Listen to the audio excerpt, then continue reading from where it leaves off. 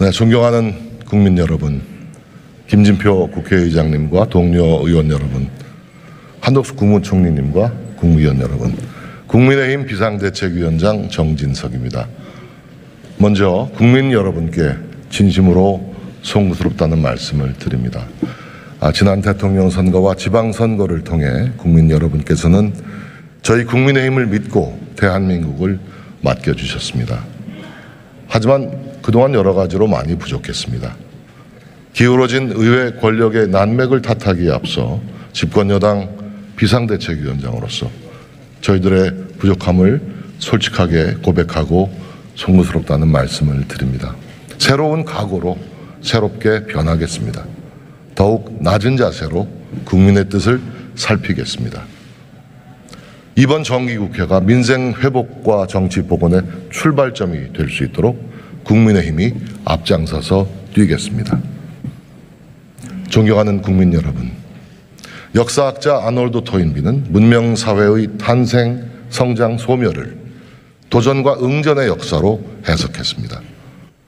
외부의 도전에 성공적으로 응전한 민족과 문명은 찬란한 발전을 이뤄냈지만 그렇지 못하면 쇠락과 소멸의 길로 추락하고 말았습니다.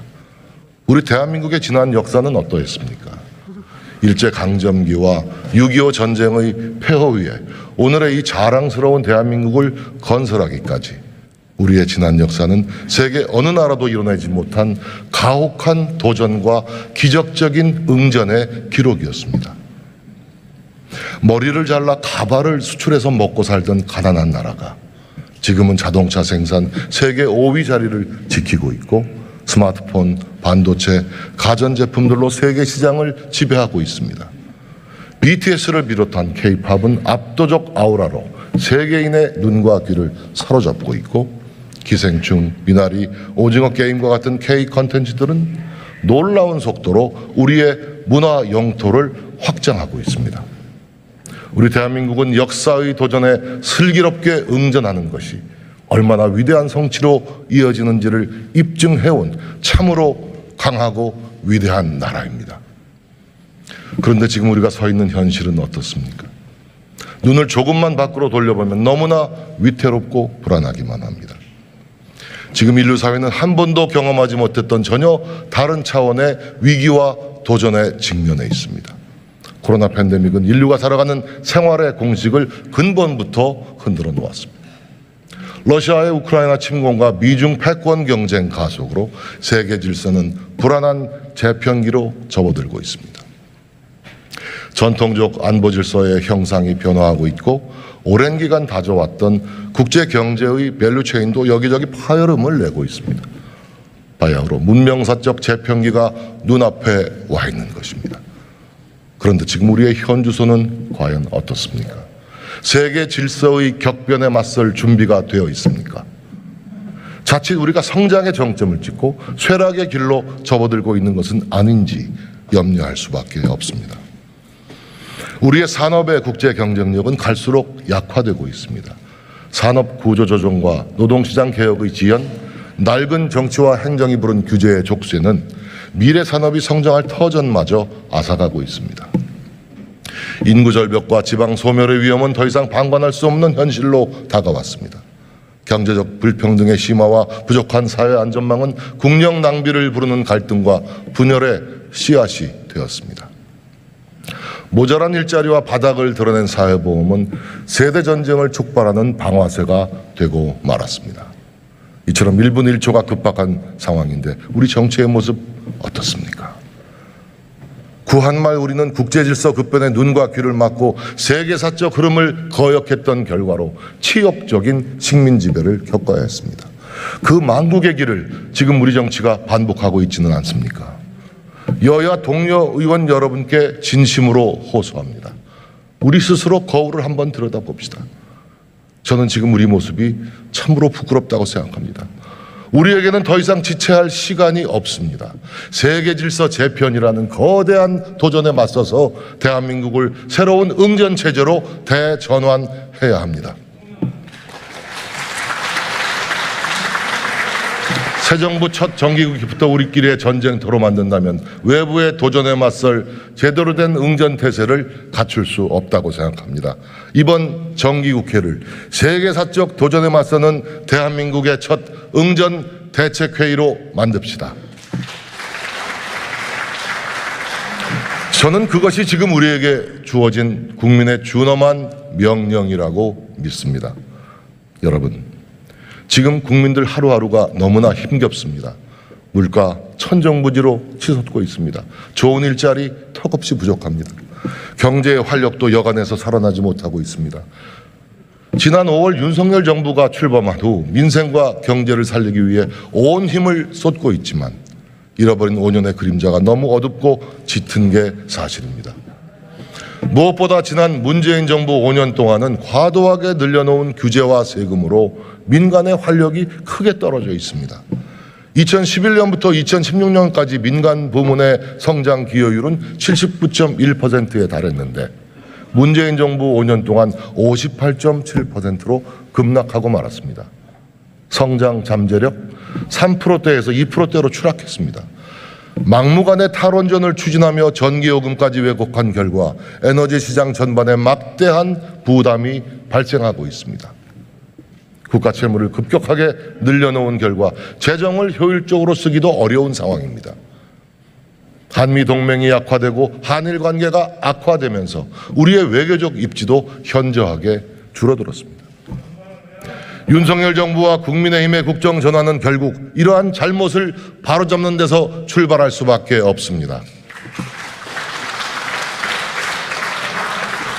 국민의힘은 결코 지난 5년의 실패를 되풀이할 생각이 없습니다. 우리 국민들께서는 5년 만에 정권 교체, 4년 만에 압도적 지방 권력 교체로 국민의 뜻이 어디 있는지를 분명히 보여주셨습니다. 반성 없는 내로남불 정부를 심판하고 궤도를 이탈하여 퇴행하고 있는 대한민국을 제자리로 돌려놓으라는 것이 바로 국민의 준엄한 명령이었습니다. 그런데 지금 민주당은 어떻습니까? 정권 교체라는 명백한 현실마저 부정하고 있지 않습니까? 마지막 손에 남은 국회 권력을 휘두르며 사사건건 국정의 발목을 잡고 있습니다. 자신들을 보호하고 자신들의 기득권을 지키기 위한 망국적 입법 독재를 서슴지 않고 있지 않습니까? 정상 외교에 나선 대통령을 향해 마구자구식 흠집내기를 넘어서 저주와 증오를 퍼붓고 있지 않습니까? 여전히 죽창가를 높이 부르며 국민들의 반일 감정을 선동하고 있습니다. 혼밥 외교에 순방 기자단 폭행까지 당했던 지난 정부의 외교 참사는 까맣게 있고 터무니없는 외교부 장관 퇴임 건의안까지 내놓았습니다.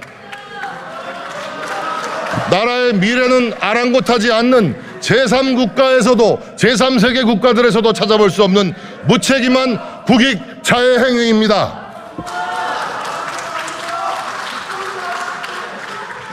지난 정부가 이명박 정부, 박근혜 정부의 잘못에 대해 얼마나 가혹했는지 국민들 모두 기억하고 있습니다.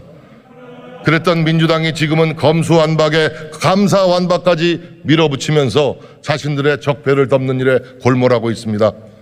정치의 사법화보다 훨씬 더 나쁜 사법의 정치화로 삼권 분립을 무너뜨리고 대한민국의 헌법과 자유민주주의 기본 질서에 도전하고 있는 것입니다.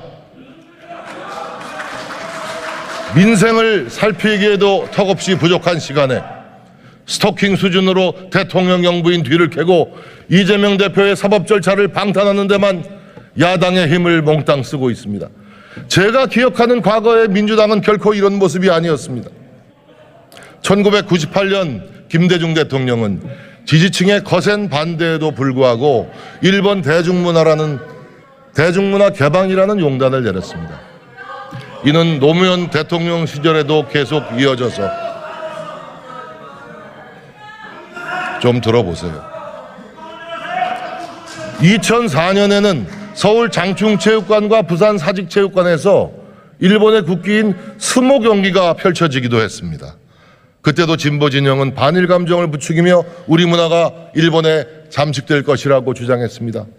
하지만 24년이 지난 지금 오히려 K-팝, K-드라마를 비롯한 우리 대중문화가 일본을 뒤덮고 있습니다.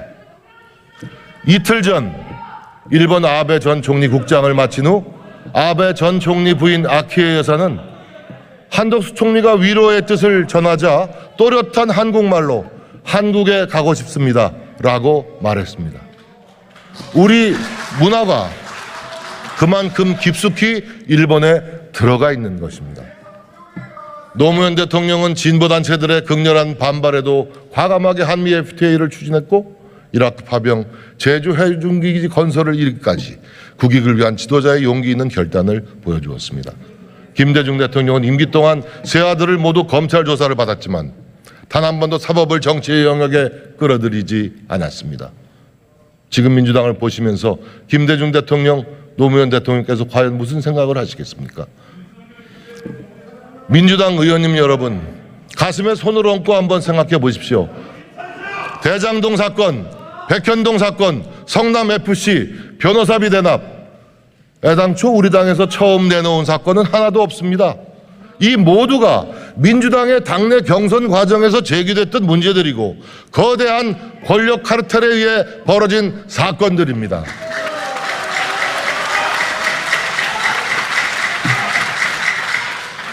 돈 한 푼 받지 않았다며 사법당국의 수사가 억울하다고 합니다. 그러면 박근혜 대통령은 돈 받아서 감옥에 보냈습니까? 돈 한 푼 받지 않고도 1737일 동안 옥고를 치렀습니다. 전직 대통령도 잘못이 있으면 감옥에 보내는 것이 지엄한 대한민국의 법인데 도대체 누가 예외가 될 수 있다는 말입니까? 사법을 정치에 끌어들여 이를 막으려 든다면 국민들께서 결코 용납하시지 않을 것입니다. 마찬가지로 검찰이 정치적 목적의 수사를 펼친다면 이 또한 국민들께서 방관하시지 않을 거라고 생각합니다. 이제 사법의 영역은 사법에 맡겨놓고 국회는 국회의 일에 집중하십시다. 민생을 살리고 경제를 일으키는 일에 우리의 온 힘을 쏟아 부어야 합니다. 그것이 대한민국과 국민들을 위한 길이며 동시에 민주당을 위한 길임을 명심하시기 바랍니다.